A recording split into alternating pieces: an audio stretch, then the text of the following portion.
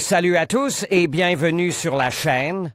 Je m'appelle Émile Garnier et ici, on parle de voitures sous tous les angles, entretien, astuces pratiques, fonctionnement des moteurs et bien plus encore.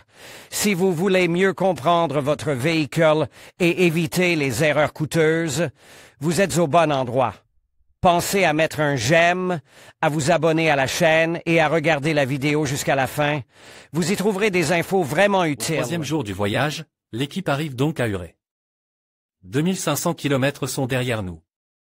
Jusqu'à Perm, l'itinéraire suivait la M7, puis le corridor latitudinal nord, de Perm à Langepas, l'itinéraire suit le corridor latitudinal nord. La vitesse est de 90 à 110 km/h, et dans ce mode, l'autoroute est très confortable en termes de couverture et de marquage. S'il y avait une ou deux voies de plus, ce serait excellent. La sortie vers Uré est une route en béton avec des joints inégaux entre les dalles, un peu plus de 140 km sur une voie non alternée et puis font perdre du temps. Et puis il y a le retour sur cette route. Beaucoup d'huile, ce n'est pas pour rien qu'Uré donne son U à l'abréviation LUQUAL. Le nom de la marque, que l'on retrouve sur les bidons d'huile, vient des premières lettres des villes pétrolières, Langepas, Uré, Kogalim, et du mot « oil ». Revenons à l'histoire. Dans la colonie, fondée en 1922 par des immigrants de la partie centrale de la Russie, le premier pétrole de Sibérie occidentale a été découvert dans les années 50. Le 21 juin 1960, lors des essais du puits Sip et du gisement de Chemskoye, la première fontaine des « ors noirs » a été obtenue, ce qui donne le coup d'envoi au développement de l'industrie pétrolière dans toute la région. Le territoire du bassin pétrolier et gazier couvre environ 13 000 km², ce qui est comparable au territoire d'un petit pays européen. Par exemple, le Monténégro. La principale caractéristique est la dispersion territoriale des gisements, le plus proche est situé à 13 km de la ville. Le plus éloigné à 350 km. Après des dizaines d'années de production continue, on ne compte plus en dizaines et en centaines, mais en centaines de milliers. En millions et en milliards de tonnes de pétrole. Le premier milliard de tonnes de pétrole de Yugra a été produit en 1978. En augmentant sa capacité, la région a ensuite produit 1 milliard de tonnes d'or noir presque tous les 3 ans. La 12e tonne de pétrole a été produite en 2020. C'est ici que commence l'oléoduc Saint-Humaine, d'une longueur de 440 km et d'une capacité de plus de 7 millions de tonnes par an. Environ 40 000 tonnes de pétrole peuvent être produites à partir de cette quantité. Selon les estimations des experts, environ 60% des réserves récupérables de la Russie sont encore concentrées dans le sous-sol du Gras. Ce qui suffira pour 35 ans.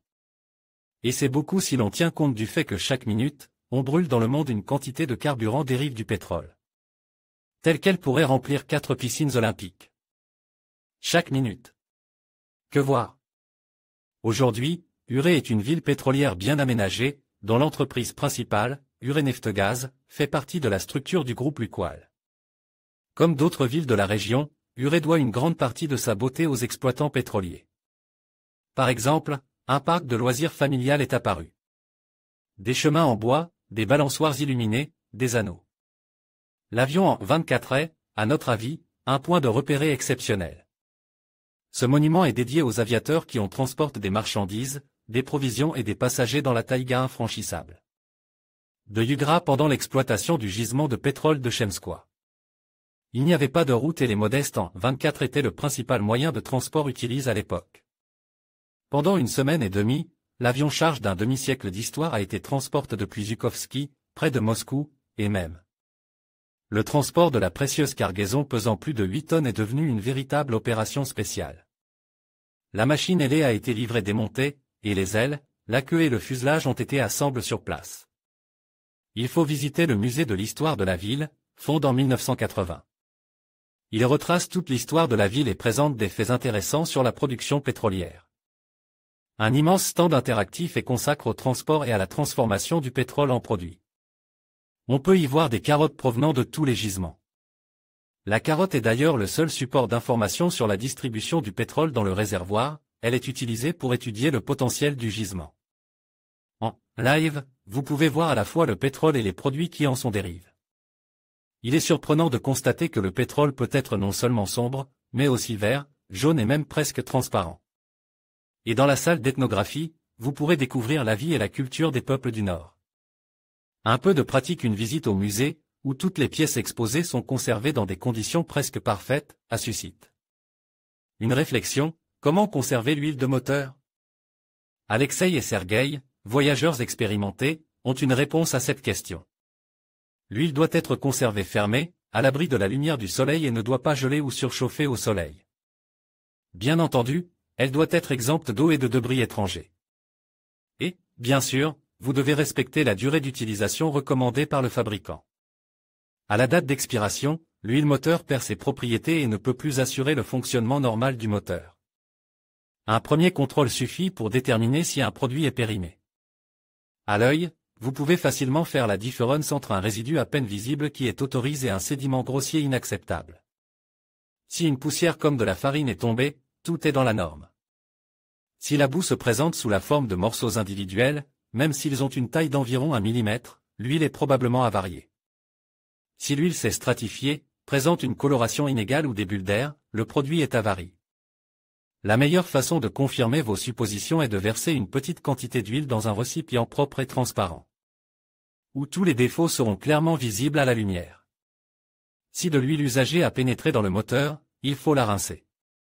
Cette procédure sera utile dans tous les cas. Avec le temps, tout moteur accumule des dépôts qui ne sont pas bons pour lui. Comment et que vaut-il mieux rincer le moteur?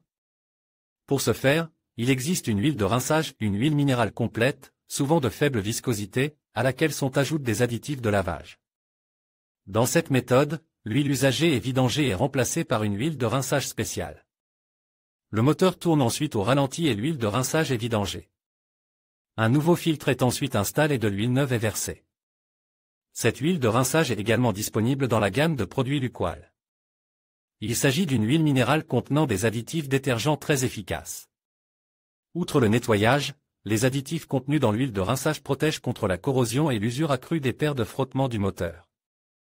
Et surtout, elle convient à tous les types de moteurs. Astérisque, l'huile de la voiture n'a pas encore vieilli, vous pouvez donc prendre le volant en toute sécurité et poursuivre votre route jusqu'à Khanty-Mansiysk. La beauté de la taïga vous attend, et nous attendons des informations sur la prochaine étape du voyage. Publicité. En conclusion, les premiers kilomètres de la « route du pétrole » marquent une étape cruciale dans l'exploration et l'exploitation des ressources énergétiques. Avec des milliards de tonnes de pétrole en jeu et L24 comme témoins de cette aventure, nous avons pu entrevoir les enjeux économiques et environnementaux qui en découlent. Ce voyage ne fait que commencer, et il est essentiel de rester attentif au développement futur dans ce secteur vital pour notre société. Merci de nous avoir suivis dans cette exploration fascinante.